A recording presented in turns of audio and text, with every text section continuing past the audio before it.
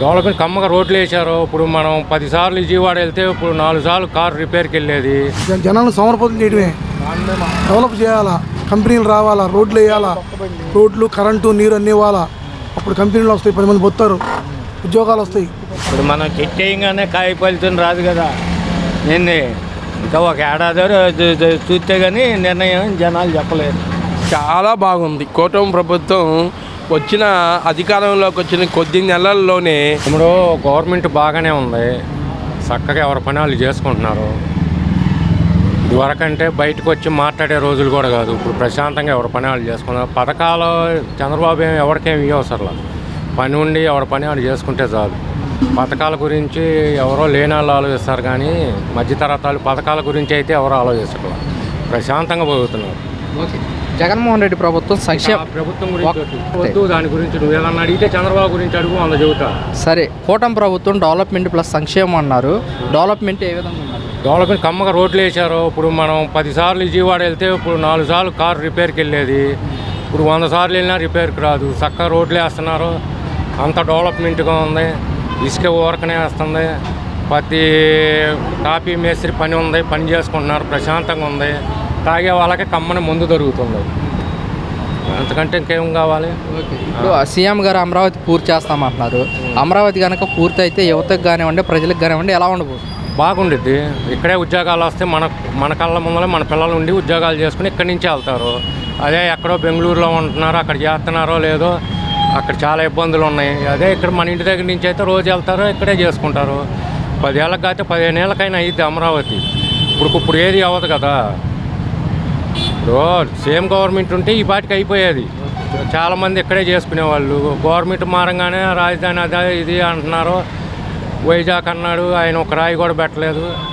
ఇక్కడ చంద్రబాబు చేసి చూపిస్తున్నాడుగా. అంతకంటే ఇంకేం కావాలి మనకి? 2019లో కనుక చంద్రబాబు నాయుడు గారు కనుక మళ్ళీ అధికారంలోకి వచ్చుంటే అమరావతి పూర్తి అయ్యేది అంటారా? చంద్రబాబు నాయుడు కంపల్సరీ 70% అయిపోయేది. పోలవరం కానీ మొత్తం కంటిన్యూ గవర్నమెంట్ అయితే అయ్యేది. బ్యాడ్ లక్, జనం ఒకసారి ఒక అవకాశం ఇద్దామని చూశారు. కాదు, చంద్రబాబు ఉంటేనే డెవలప్ అవుతుంది, మళ్ళీ చంద్రబాబునే కూటమినే ఎన్నుకున్నారు. అంతే. చంద్రబాబు నాయుడు గారు కూడా చెప్తున్నారు, మనకి రాజధాని చెప్పుకోవడానికి లేదు, మన పిల్లలు మొత్తం బయట దేశాలకు వెళ్ళిపోతున్నారు, అమరావతి పూర్తి చేసి తెలుగు జాతి ప్రజలకు అంకితం చేస్తామంటారు. మీరేమంటారు? కరెక్టే, వాస్తవం అది. ఇప్పుడు మనం ఇదివరకు ఉంది ఉమ్మడి రాజధాని. మన రాజధాని ఏదంటే హైదరాబాద్ అని చెబుతాం. మొన్నటిదాకా మన రాజధాని అంటే ఏదో కూడా చెప్పుకోలేని స్టేజీలో ఉన్నారు పిల్లలు. వాళ్ళ ప్రభుత్వం బాగా స్టాండర్డ్గా ఉంది. పోలవరం పూర్తి చేస్తారు. అమరావతి మ్యాక్సిమం 70% అయితే ఇంకా భూములు తీసుకుంటున్నారు. రింగ్ రోడ్లు వస్తాయి. ఇవన్నీ వచ్చినప్పుడు ఆటోమేటిక్ డెవలప్మెంట్ ఉండిద్ది. పతాళ్ళు వస్తారు, బాగుంది, కొత్త ఏరియానే, ఫ్యాక్టరీలు పెట్టుకోవచ్చు. పతాళ్ళు ప్రశాంతంగా ఉన్నారు. మేమైనా మొన్నటిదాకా పని లేకుండా మేము ఇట్టాగే తిరిగాము. ఇప్పుడు మళ్ళీ పని కోసం ఎత్తుక్కుంటున్నాం. ఇప్పుడు P4 విధానం చేసుకొచ్చారు కొత్తగా, మీరేమంటారు? ఈ P4లు ఇవన్నీ ఉండాడు ఎందుకు ఇస్తాడండి డబ్బులు? P4లు అయినా A4లు అయినా ఎవడు ఈడిగా 10 రూపాయలు మనం ఎవరికన్నా ఇవ్వమనండి. ఎవరు ఈరు అవన్నీ కాదు. ఎవరికాడు సంపాదించుకోవాలి, నెలదక్కుని బతకాలి, అంతే. ఈ P4లు, ఉచిత పథకాలు, ఆ ఉచిత పథకాల మూలనే రాష్ట్రం సర్వనాశనం అవుతుంది. ముందర ఉచిత పథకాలు ఎత్తేస్తే గవర్నమెంట్ కానీ జనం కానీ బ్రహ్మాండంగా ఉంటారు. ప్రతివాడు పనికి అలవాటు పడతాడు. ఉచితం రాగానే సెల్లదెత్తున్నారో చూసుకుంటున్నారో, కార్డులో ఎవడ పోవాలి, ఎవడుంటే మన పథకాలు వస్తున్నాయో ప్రతివాడు చూస్తుంది. మధ్యతరగతి కూడా చూస్తుంది. అదే ఉచితం అనేది అసలు గవర్నమెంట్ అనేది ఎత్తేస్తే ప్రతివాడు ప్రశాంతంగా పోతాడు. ప్రతివాడు సోమర్థనం లేకుండా పనికి వెళ్తారు. అది ఇప్పుడు పవన్ కళ్యాణ్ గారు గెలిచారు, ఆయన మాట తీరు కానీ వ్యవహార శైలి కానీ ఎలా ఉంది? కూటమి ప్రభుత్వం చంద్రబాబు ఆయన అండర్స్టాండింగ్లో ఉన్నారు. వాళ్ళిద్దరు కలిసి చేసుకుంటారు. అట్లాగే ఇంకో 15 ఏళ్ళు వాళ్ళు ఉంటే డెవలప్మెంట్ అయ్యింది. కూటమి ప్రభుత్వం పనితీరు వచ్చి 11 నెలలు అవుతుంది కదా, ప్రభుత్వం పనితీరు ఎలా అనిపిస్తుంది అంట? ఆ రోడ్లు వేసారు, ఆ డబ్బులు కూడా ఇస్తే ఆటో వాళ్ళకి, రైతులకి, అమ్మఒడి, తల్లికి వందనం ఇస్తే బాగుంటుంది. జనం నమ్మకంగా చెప్పారు కదా, జనంకి ఇస్తారంటే ఎవరికైనా ఆశగా అవి కూడా ఇస్తే కొద్దిగా పథకాలు తగ్గించి రోడ్లు వేస్తే బాగుంటుంది. ఇంకా చాలా రోడ్లు వేయాలి. రోడ్లు వేస్తే మెయిన్ రోడ్లు వస్తే జనం చక్కగా వెళ్తారు, బళ్ళు బాగుంటాయి, ఇబ్బంది ఉండదు, డెవలప్మెంట్ అయింది. రోడ్లు, నీరు, విద్యుత్తు, చదువు ఇవే జనం కావాల్సింది. అవన్నీ బాగా చేస్తే బాగుంటుంది. గతంలో ఎలా ఉండేది? రోడ్ల పరిస్థితి ఎలా ఉండేది? రోడ్లు గతంలో కన్నా రోడ్లు పర్లా. ఇప్పుడు పర్లా. రోడ్లు చాలా బాగున్నాయి, చక్కగా వేస్తున్నారు, గుంటలు పుడుతున్నారు. చాలా వరకు బెటర్. అది మే మాసంలో పిల్లలకి తల్లికి వందనము, జూన్ మాసంలో రైతు భరోసా వేస్తామంటున్నారు, మీరేమంటారు? మేలోనా అసలు ఈ పథకాల కన్నా డెవలప్మెంట్ చేయడం రైట్ అండి. కంపెనీలో వేస్తే 10 మందికి ఉద్యోగాలు వస్తాయి. ఈ పథకాలు పెట్టి జనాన్ని పాడు చేయటమే, జనాన్ని ఇబ్బంది పెడతాయి. పని చేయకుండా కష్టపడి సంపాదించుకుని పిల్లలు తెచ్చుకుంటారు ఎవరైనా. అసలు ఈ పథకాలు ఎందుకు? గత ప్రభుత్వం పథకాలు అలవాటు చేశారు కదా, మరి ప్రజలు జనాలను సమర్పతం చేయడమే. డెవలప్ చేయాలా, కంపెనీలు రావాలా, రోడ్లు వేయాలా, రోడ్లు కరెంటు నీరు అన్నీ ఇవ్వాలా. అప్పుడు కంపెనీలు వస్తాయి, 10 మంది పోతారు, ఉద్యోగాలు వస్తాయి. చదివించాలా, చదువులు మంచి గవర్నమెంట్ స్కూల్ అభివృద్ధి చేయాలా. అవి కానీ ఈ పథకాలు ఏంటండి, ఇలా అందరూ కష్టపడతారు, డబ్బులు సంపాదిస్తారు. వాళ్ళ ప్రతి ఒక్కరు సంపాదిస్తారు డబ్బులు.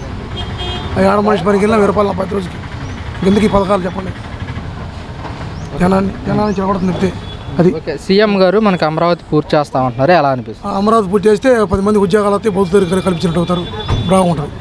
అది అదే సీఎం గారు ఏమంటున్నారంటే అమరావతి పూర్తి చేసి తెలుగు జాతి ప్రజలకు అంకితం చేస్తాను, మన పిల్లలు బయట దేశాలు పోకుండా ఇక్కడే ఉండి ఉద్యోగాలు చేసుకునేలాగా.